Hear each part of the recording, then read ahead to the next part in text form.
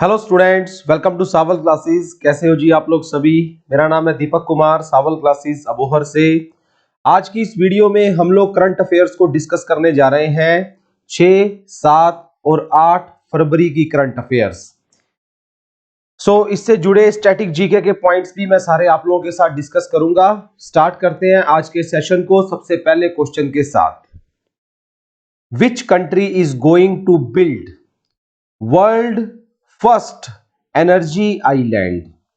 एक ऐसा energy island जहां दुनिया का सबसे पहला ग्रीन, मतलब आप एक ऐसे कह सकते हो क्लीन एंड ग्रीन एनर्जी को प्रमोट करने के लिए यहां कई तरह के प्रोजेक्ट लगेंगे। वो कौन सा देश है जो क्लीन एंड ग्रीन एनर्जी के लिए एनर्जी आइलैंड को ही बनाने जा रहा है? इस देश का नाम है जी डेनमार्क।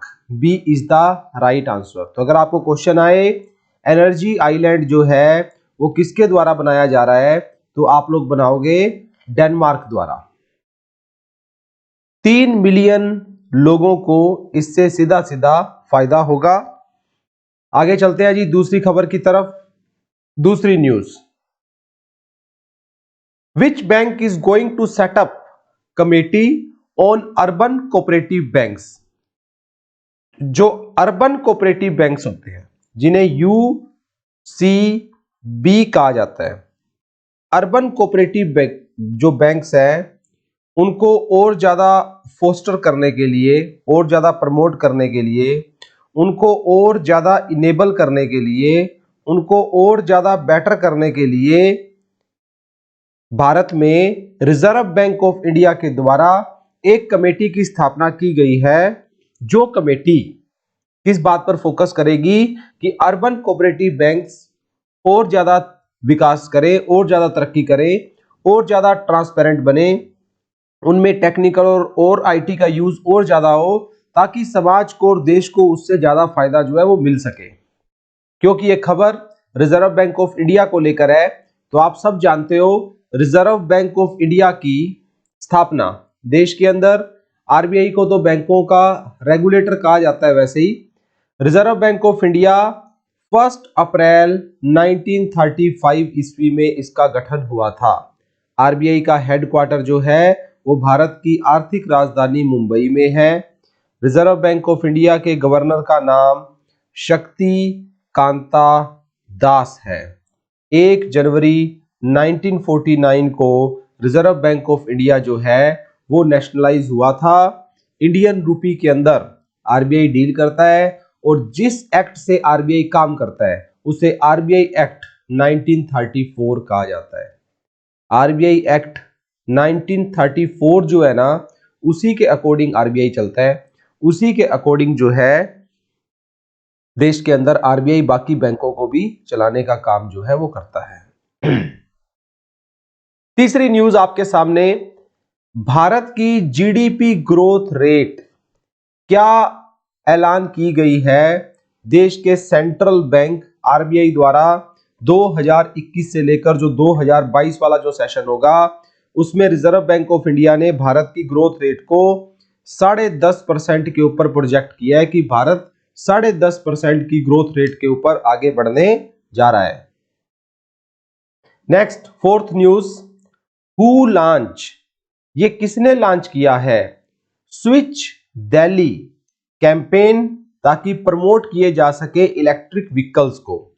दिल्ली की जो सरकार है उन्होंने स्विच दिल्ली ये कैंपेन जो है वो लॉन्च किया है। इसका मतलब क्या है, अगर आपके पास डीजल की कार है, अगर आपके पास पेट्रोल की कार है, तो आप उसे स्विच कर लो इलेक्ट्रॉनिक कार के अंदर, इलेक्ट्रॉनिक व्हीकल के अंदर, ताकि क्लीन और ग्रीन दिल्ली बनाया जा सके।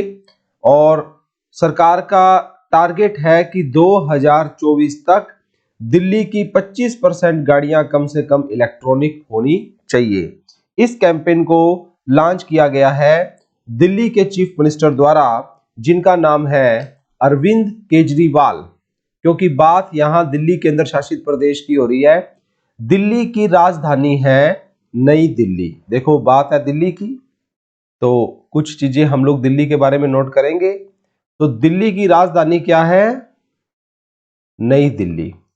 दिल्ली में टोटल 11 डिस्ट्रिक्ट है। यहाँ के लेफ्टिनेंट गवर्नर का नाम है अनिल बैजल और चीफ मिनिस्टर का नाम है अरविंद केजरीवाल।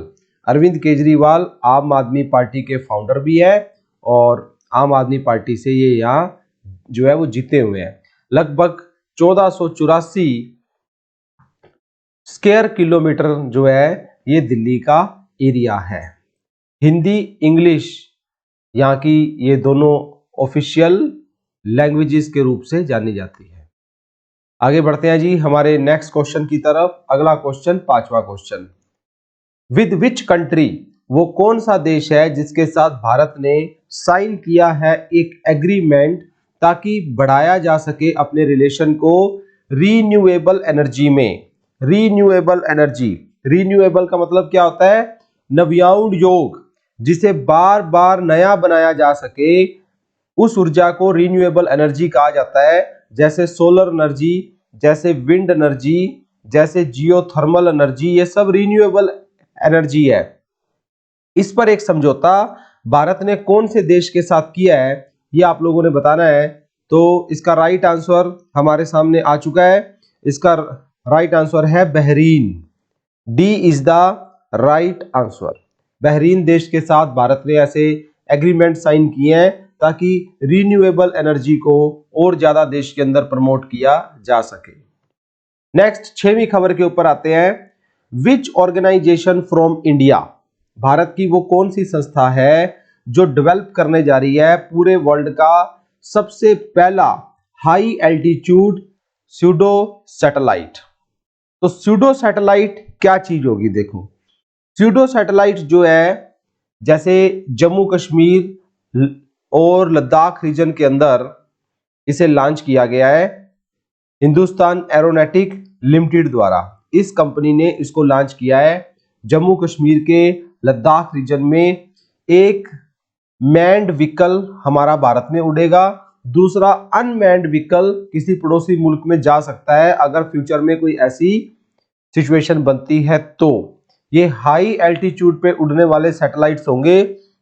भारत की डिफेंस को इससे और ज्यादा जो है वो मजबूती मिलने वाली है। इसको डेवलप किया है हिंदुस्तान एरोनॉटिक लिमिटेड द्वारा। नेक्स्ट, सातवां क्वेश्चन, भारत की आज तक ऐसी टोटल कितनी स्टेट्स हैं जिन्होंने कंप्लीट कर दिया ease of doing business reforms? Bharat के अलग अलग स्टेट्स को सेंट्रल गवर्नमेंट्स द्वारा एक टारगेट दिया गया है कि आप लोग अपने यहाँ बिजनेस को आसान करने के लिए ईज ऑफ डूइंग बिजनेस के रिफॉर्म करो कि लाइसेंस लेना इजी हो, जमीन लेनी इजी हो, सर्टिफिकेशन जो है इजी हो, टैक्सेशन की रजिस्ट्रेशन इजी हो, ऐसे कुछ रिफॉर्म्स हैं। तो भारत के कुल टोटल अभी तक 12 स्टेट्स ऐसे हैं जी जिन्होंने ईज ऑफ डूइंग बिजनेस के जो केंद्रीय सरकार के जो रिफॉर्म है उनको अपने अंदर रिफॉर्म कर लिया है। तो अभी जो लेटेस्ट 4 स्टेट आए हैं इसमें, वो एक है असम, एक है हरियाणा, एक है हिमाचल प्रदेश और एक है पंजाब। तो right answer is C. Next, 8वें क्वेश्चन की तरफ आते हैं। Which country is going to build, दुनिया का वो कौन सा देश है जो बिल्ड करने जा रहा है वर्ल्ड का सबसे लार्जेस्ट ऑफ शोर विंड फार्म? ऑफ शोर विंड फार्म, जिसे हम लोग हमारे देश में पवन चक्की के रूप से भी जानते हैं। पवन चक्की, जो पवन चक्की होती है, पवन चक्की, तो पवन चक्की जो है ये जिसके घूमने से बिजली पैदा होती है। तो विंड जो ऑफ शोर विंड फार्म है वो इन 4 में से कौन सा देश इसको बनाने जा रहा है? साउथ कोरिया इसका राइट आंसर जो है वो आएगा। और ये एक ऐसा विंड फार्म होगा जो तैयार होने के बाद 1.2 गीगावाट इलेक्ट्रिसिटी जो है इसमें से पैदा होगी। और इससे पहले दुनिया का ऐसा सबसे बड़ा विंड फार्म यूनाइटेड किंगडम के अंदर है। अब ये साउथ कोरिया के अंदर आएगा। साउथ कोरिया एक बहुत बढ़िया देश है। साउथ कोरिया की राजधानी क्या है? सियोल। ये क्वेश्चन आप लोगों को आ सकता है। साउथ कोरिया भारत का बहुत अच्छा दोस्त है। आपने सैमसंग, hyundai, LG कंपनियों के नाम सुने होंगे, ये सब साउथ कोरिया की है। तो साउथ कोरिया की राजधानी जो है वो सियोल है। इसकी जो ऑफिशियल जो भाषा है वो है जी कोरियन। साउथ कोरिया की ऑफिशियल, पहले साउथ कोरिया और नॉर्थ कोरिया एक ही देश होते थे। 1945 के टाइम में ये टूट गए, एक बन गया नॉर्थ कोरिया, एक बन गया साउथ कोरिया। और इसके प्रेसिडेंट का नाम है मून जेई इन। मून जेई इन ये यहाँ के साउथ कोरिया के प्रेसिडेंट का नाम है। 1 लाख स्क्वायर किलोमीटर के अंदर फैला हुआ है और 2.25 ट्रिलियन डॉलर की इकोनॉमी है। देखो, सिर्फ 5 करोड़ की आबादी वाला देश है और भारत के बराबर इकोनॉमी है इसकी। तो कोरियन रिपब्लिक वॉन इसकी करेंसी है। आगे बढ़ते हैं नेक्स्ट न्यूज की तरफ। नोवा खबर, आपने खबर सुनी होगी कि चमोली जो है वहां एक ग्लेशियर फट गया और एकदम से वहां पर बहुत ज्यादा बाढ़ आ गई।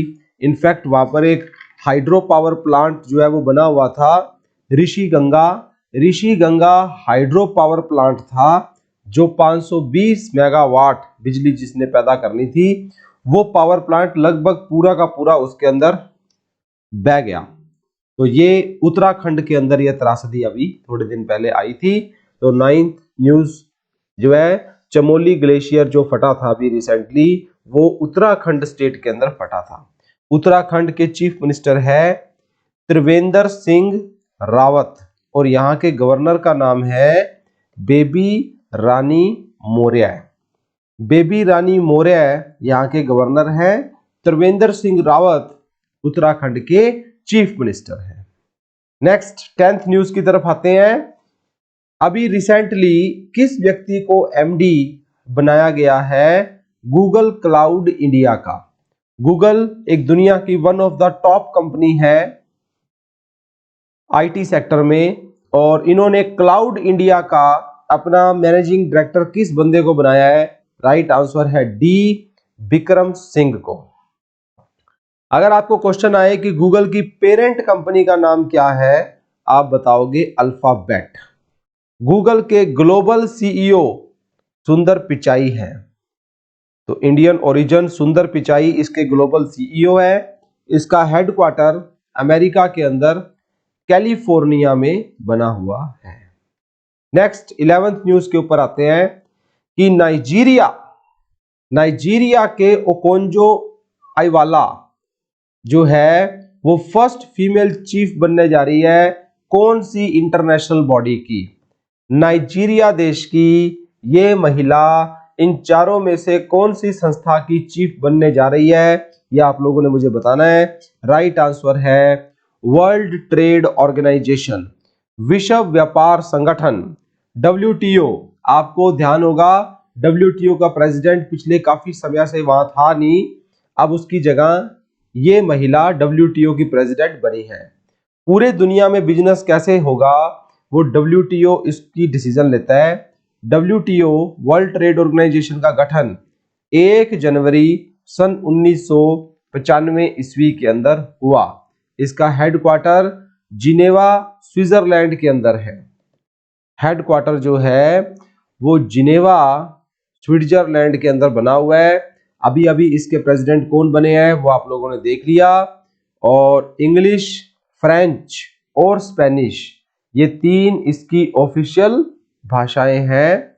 धरती के 164 देश आज इसके क्या है? मेंबर है। ठीक है जी, 164 कंट्रीज आज इसके क्या है जी? मेंबर्स हैं।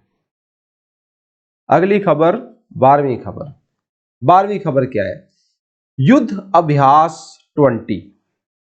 ये एक मिलिट्री एक्सरसाइज है जो भारत और उसके साथ दूसरे कौन से देश के बीचकार शुरू हुई है? बीकानेर डिस्ट्रिक्ट राजस्थान के अंदर।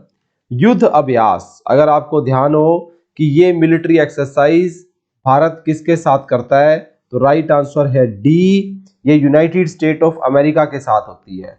इसमें अमेरिका की तरफ से उनके 250 जवान और भारत की तरफ से भारत के 250 जवान इस मिलिट्री एक्सरसाइज के अंदर पार्टिसिपेट जो है वो करेंगे, क्योंकि खबर अमेरिका को लेकर है। स्टूडेंट्स, आप सब जानते हो अमेरिका की राजधानी है वाशिंगटन डीसी, सबसे बड़ा शहर है न्यूयॉर्क सिटी, ऑफिशियल भाषा है इनकी इंग्लिश।